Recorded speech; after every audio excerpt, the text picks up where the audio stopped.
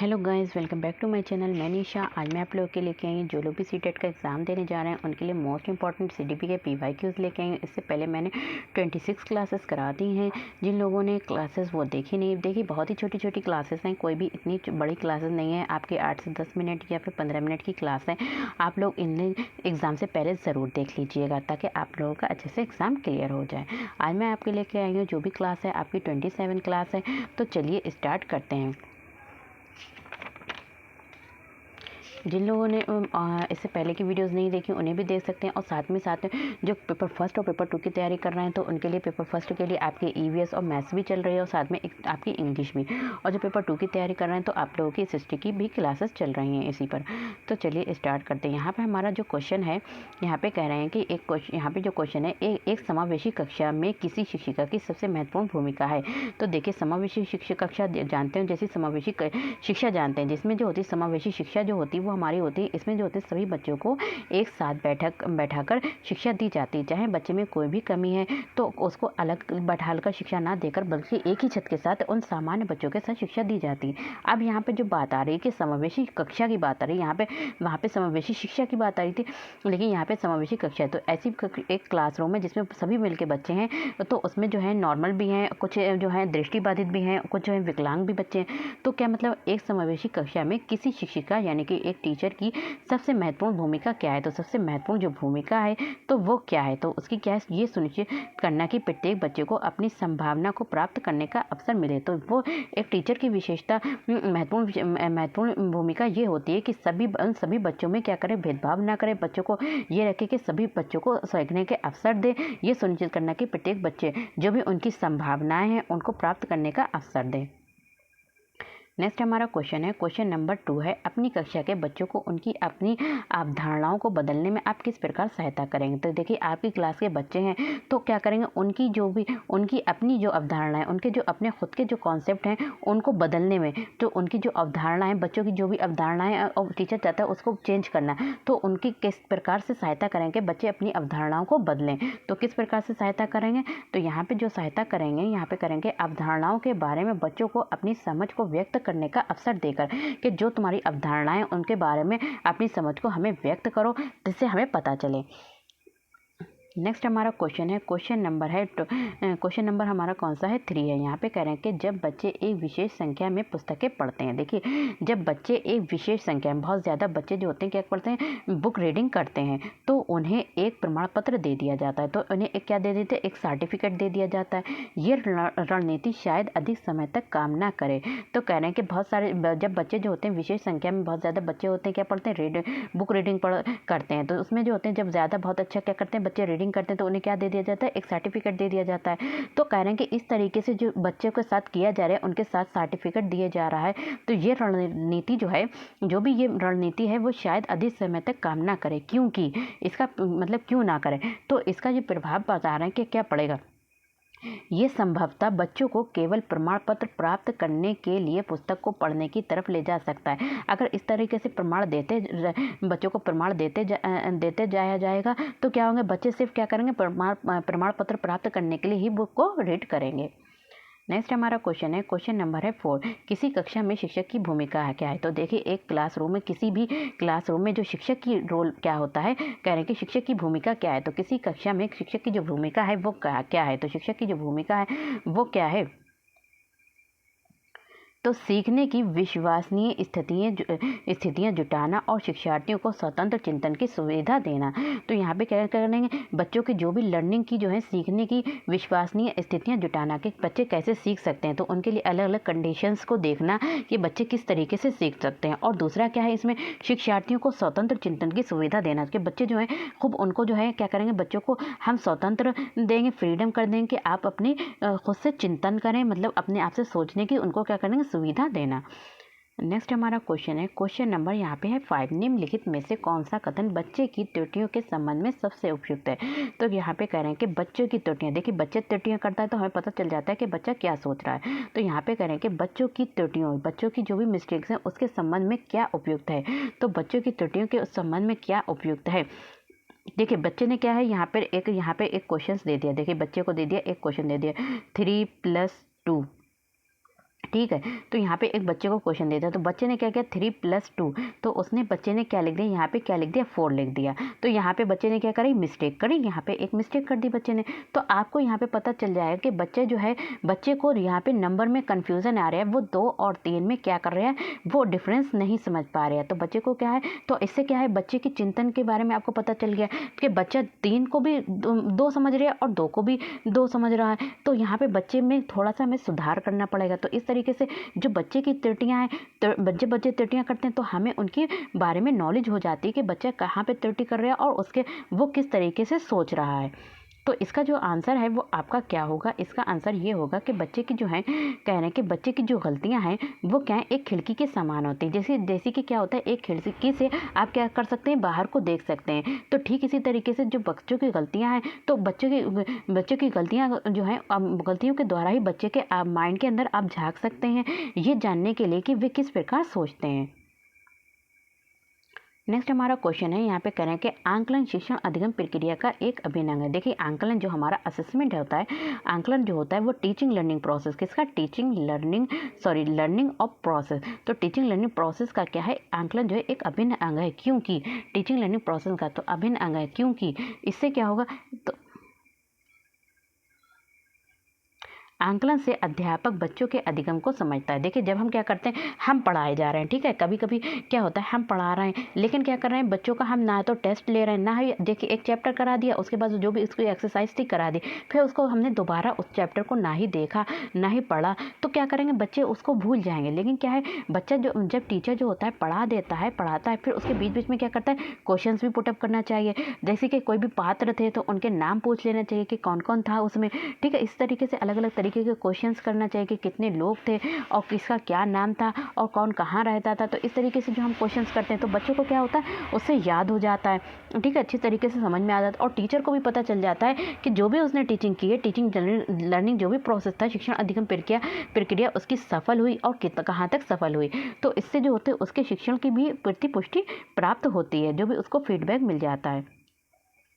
Next हमारा question है, question number हमारा यहाँ पे 7 है। पाठ्यचर्या ऐसी हो जो पाठ्य पुस्तक का ज्ञान का पुनः प्रस्तुत करने के स्थान पर बच्चों को अपनी आवाज़ें पाने, कार्य करने के लिए अपनी जिज्ञासा का पोषण करने, प्रश्न पूछने और जांच पड़ताल करने तथा अपने अनुभवों को बांटने तथा विद्यालय के साथ जोड़ने के सक्षम बनाए। कहने के पाठ्यचर्या ऐसी हो, जो भी पाठ्यचर्या है वो कैसी हो, ऐसी हो जो पाठ्य पुस्तक के ज्ञान को, जो भी पाठ्य पुस्तक यानी कि टेक्स्ट बुक का जो भी नॉलेज है, ज्ञान को पुनः प्रस्तुत करने के स्थान पर, यानी कि दोबारा उनको बताने के स्थान पर बच्चों को अपनी आवाज़ें पाने, बच्चों को क्या करने, अपनी आवाज़ें पाने, कार्य करने के लिए अपनी जिज्ञासा का पोषण करने, प्रश्न पूछने और जांच पड़ताल करने तथा अपने अनुभवों को बांटने तथा विद्यालय के ज्ञान के साथ जोड़ने में सक्षम बनाए। यानी कि कह रहे हैं कि यहाँ पे कह रहे हैं कि पाठ्यचर्या ऐसी, यानी कि जो भी टेक्स्ट बुक्स हैं वो ऐसी हों जिससे जो है बच्चे को एक बार अगर पाठ पढ़ा दिया जाए तो उसके बाद वो क्या करें, उस चैप्टर के बारे में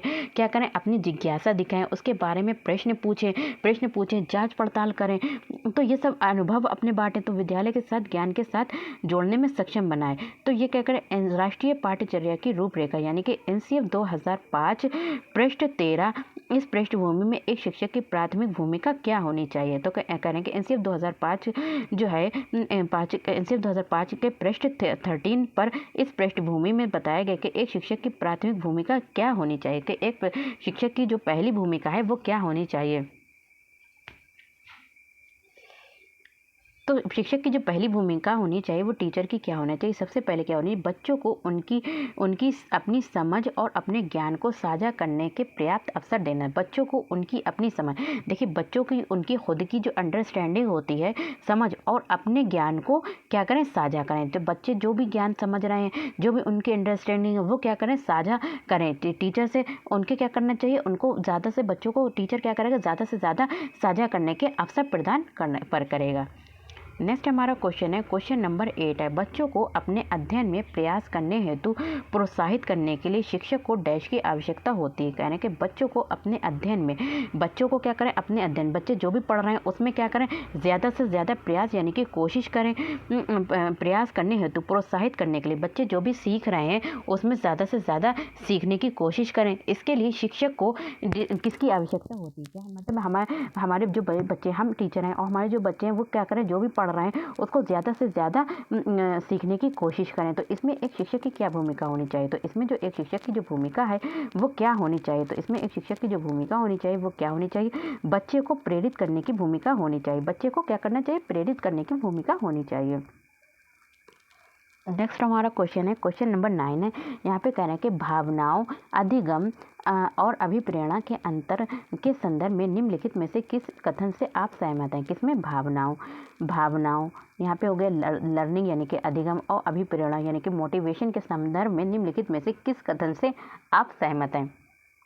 तो इसमें जो यहाँ पे 4 कथन दे रखे हैं, इसमें से किस कथन से आप सहमत हैं, तो किस कथन से सहमत है।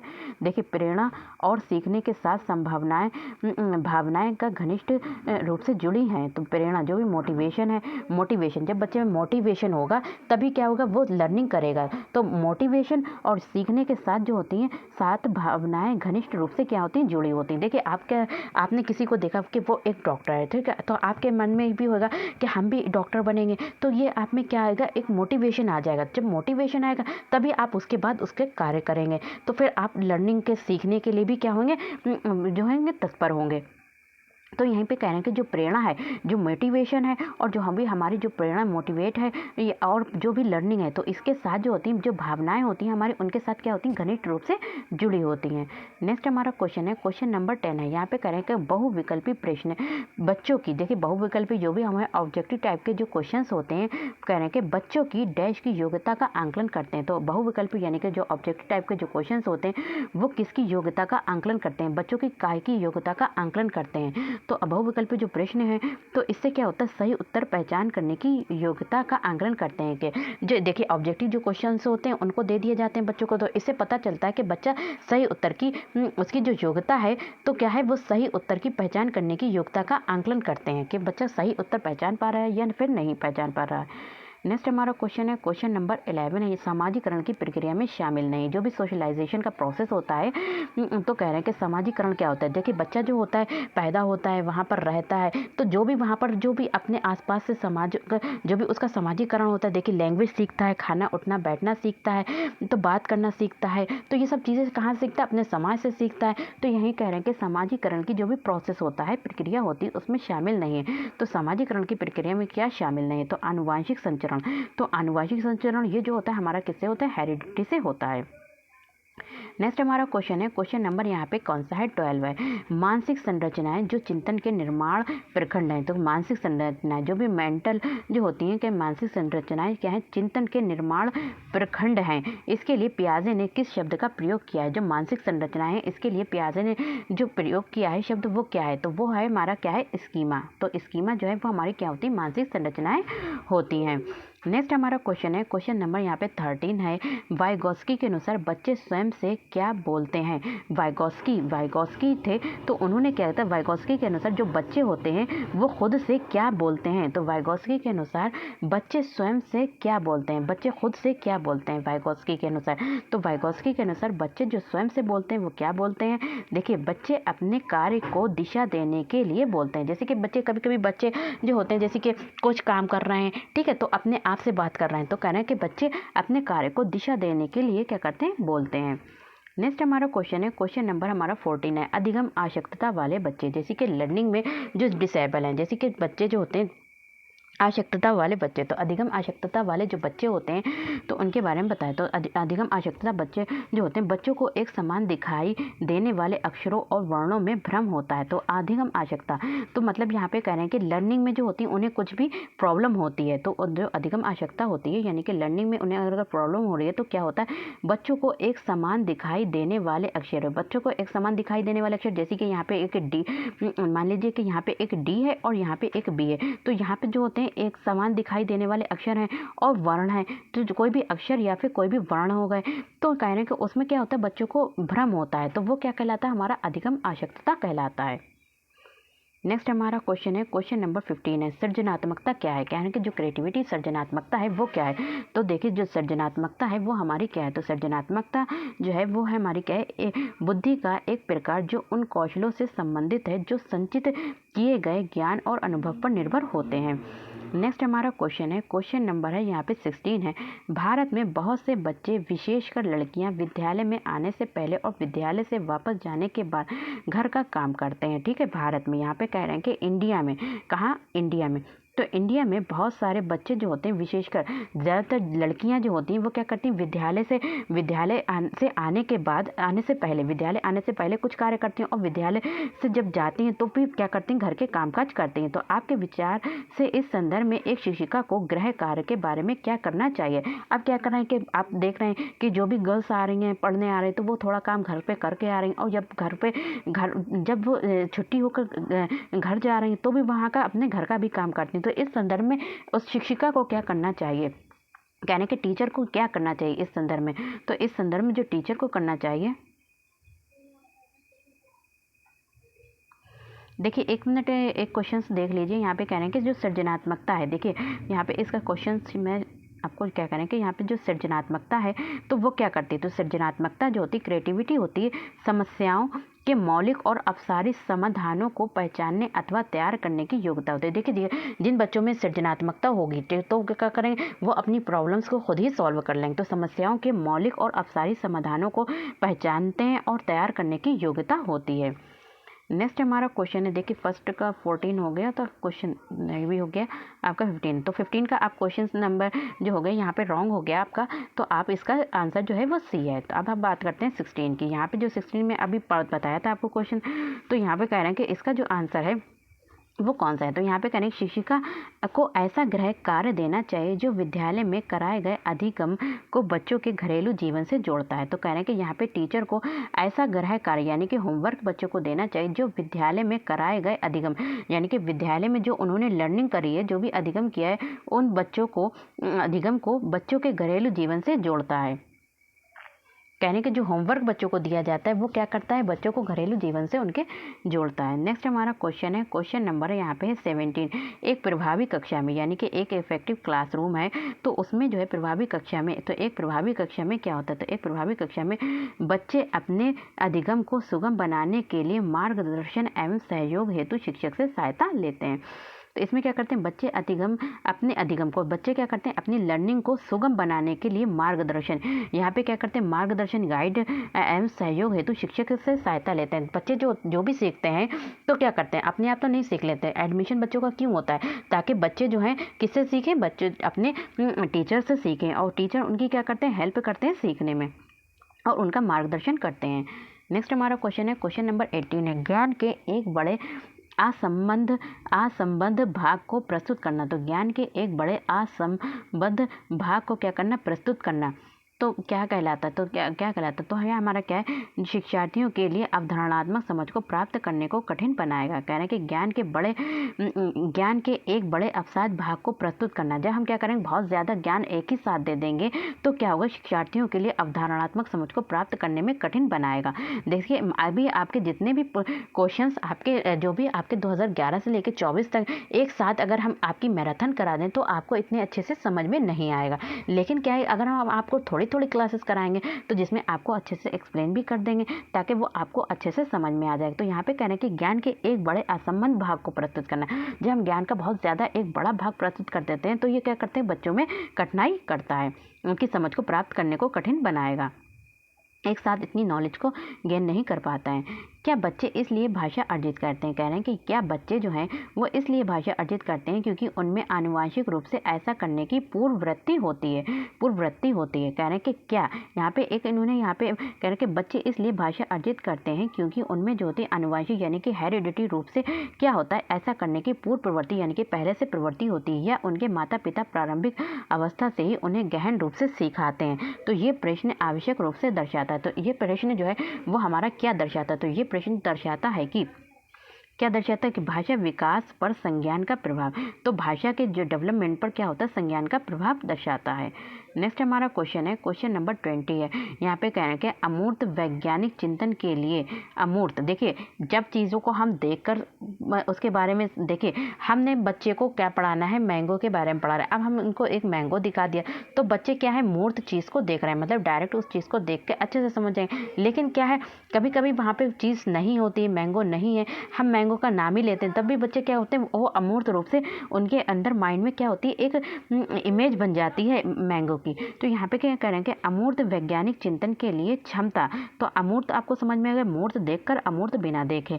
तो यहाँ पे अब क्या रहेंगे, यहाँ पे कह रहे हैं कि अमूर्त वैज्ञानिक चिंतन के लिए क्षमता का विकास निम्नलिखित अवस्थाओं में से किसकी विशेषता है। तो अमूर्त वैज्ञानिक चिंतन, हम चाहते हैं कि बच्चे जो हैं वो क्या करते हैं, बिना देखे चीज़ों के बारे में चिंतन करें। तो उसकी क्षमता का डेवलप करने के लिए बच्चे जो हैं बिना देखे चीज़ों के बारे में क्या करें, उसको सोचें। तो इसकी कहने की क्षमता का विकास करने के लिए निम्नलिखित अवस्थाओं में से कौन सी एक विशेषता है।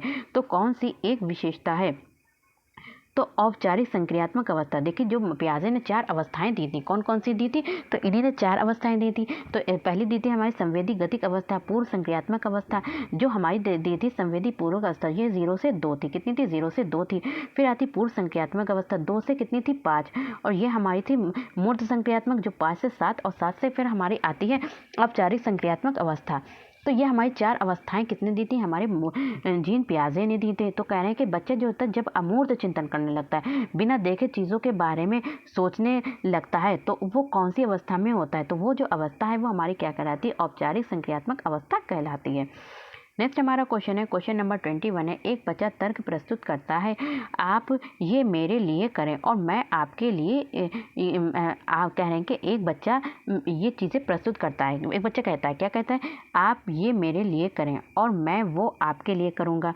ये बच्चा कोहलबर्ग की नैतिक तर्कणा की किस अवस्था के अंतर्गत आएगा। कि एक बच्चा है वो ये कह रहा है कि आप मेरे लिए ये करें और मैं आपके लिए क्या करूँगा, ये करूँगा। तो ये जो बच्चा है वो कोहलबर्ग की नैतिक तर्कणा, जो कोहलबर्ग ने हमारा सिद्धांत दिया था, नैतिक विकास का सिद्धांत दिया था, कह रहे हैं कि नैतिक तर्कणा की किस अवस्था में। तो नैतिक तर्कणा की जो बच्चा है वो किस अवस्था में, तो किस अवस्था में, सामाजिक अनुबंधन अभिमुखीकरण अवस्था में। कौन सा, सामाजिक अनुबंधन अभिमुखीकरण अवस्था में है। नेक्स्ट हमारा क्वेश्चन है, क्वेश्चन नंबर 22 है। कह रहे हैं कि प्रगतिवादी शिक्षा, तो प्रगतिवादी शिक्षा जो है वो हमारी क्या है। तो प्रगतिवादी जो शिक्षा है उसमें क्या करती है, समस्या समाधान और आलोचनात्मक चिंतन पर अधिक बल देती है। तो प्रगतिवादी जो शिक्षा है वो हमारी किस पर बल देती है, समस्या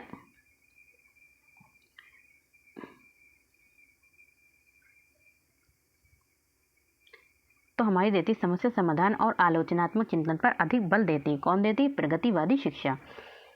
नेक्स्ट हमारा क्वेश्चन है, क्वेश्चन नंबर है 23। विभिन्न मुद्दों और विमर्शों पर उनके लिए कारण प्रस्तुत करते हुए बच्चों को अपनी व्यक्तिगत राय को व्यक्त करने के लिए प्रोत्साहित करने वाले प्रश्न किसको बढ़ावा देते हैं।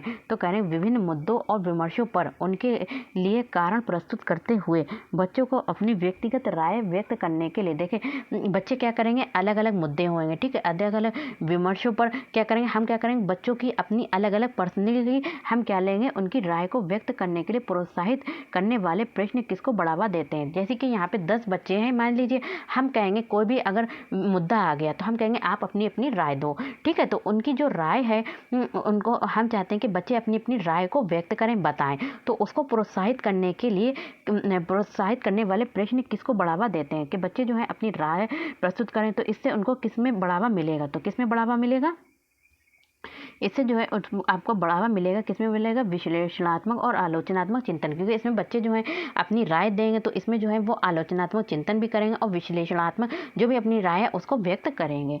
नेक्स्ट हमारा क्वेश्चन है, क्वेश्चन नंबर है हमारा 24। निम्नलिखित में से कौन सा कथन विकास और अधिगम के बीच संबंध को सर्वश्रेष्ठ रूप से जोड़ता है। तो कह रहे हैं कि निम्नलिखित में से कौन सा कथन, यानी कि विकास यानी कि डेवलपमेंट और अधिगम, अब डेवलपमेंट और लर्निंग के बीच संबंध को सर्वश्रेष्ठ रूप से जोड़ता है। तो कौन जोड़ता है, तो यहाँ पे जो जोड़ता है वो कौन जोड़ता है, अधिगम और विकास, जो लर्निंग है और जो डेवलपमेंट है वो क्या एक जटिल तरीके से क्या है, अंतर संबंधित है, एक दूसरे से जुड़े हुए हैं। नेक्स्ट हमारा क्वेश्चन है, क्वेश्चन नंबर है हमारा, देखिए जब आप लर्निंग करेंगे तो आपका क्या हो जाएगा, डेवलप हो जाएगा। देखिए आपने मान लीजिए इंग्लिश सीखी, तो जब आपने लर्निंग की तो आपकी क्या होगा, आपका डेवलपमेंट, आपके जो पर्सनैलिटी क्या होगी, डेवलप होगी। तो इसी तरीके से लर्निंग और डेवलपमेंट का जो है क्या है, आपका अंतर संबंधित है दोनों एक दूसरे से। यहाँ पे क्वेश्चन नंबर 25 है, इनमें से कौन सा विकास का सिद्धांत नहीं है, कह रहे हैं कि डेवलपमेंट का कौन सा सिद्धांत नहीं, तो विकास का कौन सा सिद्धांत नहीं, तो विकास केवल संस्कृति से शासित और निर्धारित होता है। देखिए डेवलपमेंट क्या, संस्कृति केवल कल्चर से शासित और निर्धारित होता है, तो ये बिल्कुल रॉन्ग है।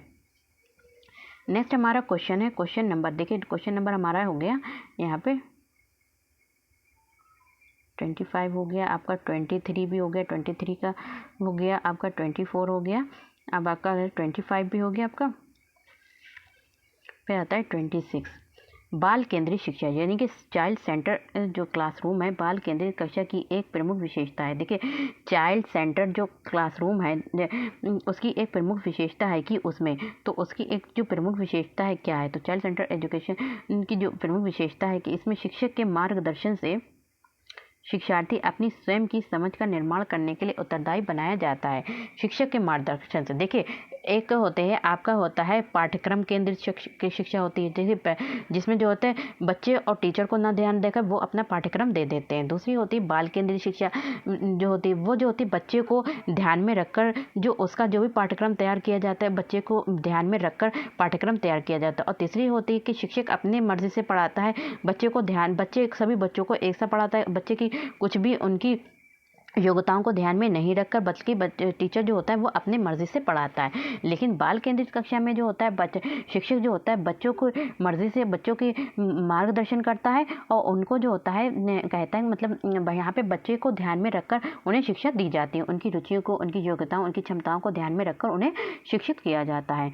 नेक्स्ट हमारा क्वेश्चन है, क्वेश्चन नंबर 27 है, बुद्धि के बारे में निम्नलिखित में से कौन सा कथन सर्वाधिक उपयुक्त है, यानी कि जो भी हमारे इंटेलिजेंस है बुद्धि, तो उसके बारे में हमें सही कथन सर्वाधिक उपयुक्त कथन है। तो बुद्धि के बारे में जो सही सर्वाधिक उपयुक्त कथन वो क्या है, बुद्धि बहुआयामी होती है और इनमें कई पहलू निहित होते हैं। देखिए सभी में अगर एक ही बुद्धि होगी तो क्या सब टीचर बन जाएंगे, तो मान लीजिए कि सभी में अगर सभी लोगों में एक बुद्धि होगी तो क्या सब एक सा काम करेंगे, तो बुद्धि जो होती है सभी में अलग होती है। देखिए कोई इंजीनियर बनता है, कोई डॉक्टर बनता है, कोई टीचर बनता है, तो सबकी बुद्धि अलग है, कोई किसान बनता है। तो बुद्धि जो होती है बहुआयामी, बुद्धि जो होती है बहुत तरीके की होती है और इनमें कई पहलू निहित हैं, अलग अलग पहलू भी होते हैं। अगर मान लीजिए कि किसी में सभी में एक सी बुद्धि होती तो सब लोग एक ही चीज़ बनते, ना कि अलग अलग। नेक्स्ट हमारा क्वेश्चन है, क्वेश्चन नंबर है 28 है, लिंग यानी जेंडर पक्षपात देश की ओर संकेत करता है। जो जेंडर है यानी कि वो जेंडर पक्षपात, अगर हम जेंडर में यानी कि बॉयज़ और गर्ल में क्या करते हैं, पक्षपात यानी भेदभाव करते हैं, तो वो किसकी ओर संकेत करता है, तो वो किसकी ओर संकेत करता है, तो किसकी ओर संकेत करता है, हमारा क्या है, सांस्कृतिक अभिवृत्तियों के कारण अपेक्षाओं और आधारित लड़कों और लड़कियों से भिन्न व्यवहार करना। तो ये क्या करता है, वो हमारा लिंग जेंडर पक्षपात की ओर क्या करता है, संकेत करता है। नेक्स्ट हमारा क्वेश्चन है, क्वेश्चन नंबर 29 है, एक उच्च प्राथमिक विद्यालय के शिक्षक के रूप में आपके पास कक्षा में कुछ ऐसे बच्चे हैं, कह रहे हैं कि एक उच्च प्राथमिक विद्यालय के शिक्षक के रूप में आपके पास कक्षा में कुछ ऐसे बच्चे हैं जो प्रथम पीढ़ी के रूप में विद्यालय आ रहे हैं, यानी कि प्रथम पीढ़ी के रूप में विद्यालय आ रहे हैं। आपके द्वारा निम्नलिखित में से किसे किए जाने वाले की संभावना सर्वाधिक है, तो कक्षा गतिविधि के समय और गृह कार्य के लिए उन्हें बुनियादी सहयोग और अन्य सहायता उपलब्ध कराएंगे। देखिए प्रथम पीढ़ी यहाँ पे कह रहे हैं कि हिसाब से, तो प्रथम पीढ़ी यानी कि उनके माँ बाप तो कभी स्कूल नहीं गए हैं, पहली बार उनके घर से बच्चे स्कूल पढ़ने आ रहे हैं, विद्यालय पढ़ने आ रहे हैं, ना तो उनके कोई पेरेंट्स पढ़े हुए हैं, बल्कि उनके जो भी बच्चे आ रहे हैं वो पहली बार स्कूल आ रहे हैं। तो कहने कि जो कक्षा गतिविधि के समय यानी क्लास में जो भी एक्टिविटी होती है उस समय और गृह कार्य के लिए उन्हें बुनियादी सहयोग देना। तो उन्हें क्या करेंगे, हम क्लासरूम में जो भी गतिविधि होगी उनको टीचर जो है उनको भी समय देगा और गृह कार्य के लिए उन्हें बुनियादी सहयोग देगा, और जो होमवर्क होता है उसमें भी टीचर क्या करेगा, सहयोग देगा और अन्य सहायता उपलब्ध कराएंगे उन बच्चों को। नेक्स्ट हमारा क्वेश्चन है, क्वेश्चन नंबर है 30, समान आयु के बच्चों में अब भी आकृतियाँ, योग्यता, स्वभाव, रुचि, प्रवृत्तियाँ और अन्य बातों में बहुत अंतर होता है। कहने के समान आयु के बच्चों में भी, जैसे कि बच्चे सभी यहाँ पे 5 बच्चे हैं, देखिए एक ये बच्चा, एक ये बच्चा, एक ये बच्चा, एक ये बच्चा, और इनकी एज कितनी, सबकी 8 है। कह रहे हैं कि समान आयु के बच्चे में भी आकृतियाँ, योग्यता, स्वभाव, रुचि, प्रवृत्ति और अन्य बातों में बहुत अलग अलग। देखिए इनकी समान एज है, ठीक है, ये 4 बच्चे हैं और इनकी कितनी एज है, 8 है। लेकिन क्या है, इनकी जो भी आकृतियाँ हैं, यहाँ पे कह रहे हैं कि इनकी जो भी आकृतियाँ हैं, योग्यताएं हैं, स्वभाव है, इनका सबका स्वभाव अलग अलग होगा। उनकी जो भी इंटरेस्ट है, रुचि, वो भी अलग होगी। इनकी प्रवृत्तियाँ और अन्य बातों में भी बहुत अलग अंतर होता है। इस संदर्भ में विद्यालय की क्या भूमिका होती है? तो इस संदर्भ में बच्चों का जो अलग अलग बैकग्राउंड से होते हैं, इसलिए उनकी सभी की जो भी रुचियाँ, योग्यताएं, क्षमताएं अलग अलग होती हैं। तो एक विद्यालय को क्या करना चाहिए ऐसे बच्चों के साथ? तो यहाँ पे जो विद्यालय क्या करेगा, सुनिश्चित करना कि प्रत्येक बच्चे को अपनी क्षमताओं के अनुसार विकास के अवसर मिले। तो विद्यालय को ये सुनिश्चित करना होगा कि जैसी उनकी बच्चों की जो भी रुचियां हैं, उनकी योग्यताएं और उनकी क्षमताएं, उनके अनुसार ही बच्चों को क्या करना चाहिए, उनको विकास के अवसर दिए जाने चाहिए। तो आज मैंने इसमें आपके 13 क्वेश्चंस कंप्लीट करा दिए हैं। तो वीडियो पसंद आए तो like, share, subscribe my channel. Thank you, have a nice day. मिलते हैं नेक्स्ट वीडियो में। और आपके लिए जितनी भी वीडियोस हैं, अगर आज से भी आप लोग देखना स्टार्ट कर देंगे तो आपके एग्ज़ाम तक आपसे 2 से 3 घंटे अगर आप लोग ने सीटेट एग्ज़ाम के लिए निकाल लिए और जितने भी PYQs हैं वो देख लिए, तो आपका एग्ज़ाम फर्स्ट अटैम्प्ट में ही क्लियर हो जाएगा। मिलते हैं नेक्स्ट वीडियो में।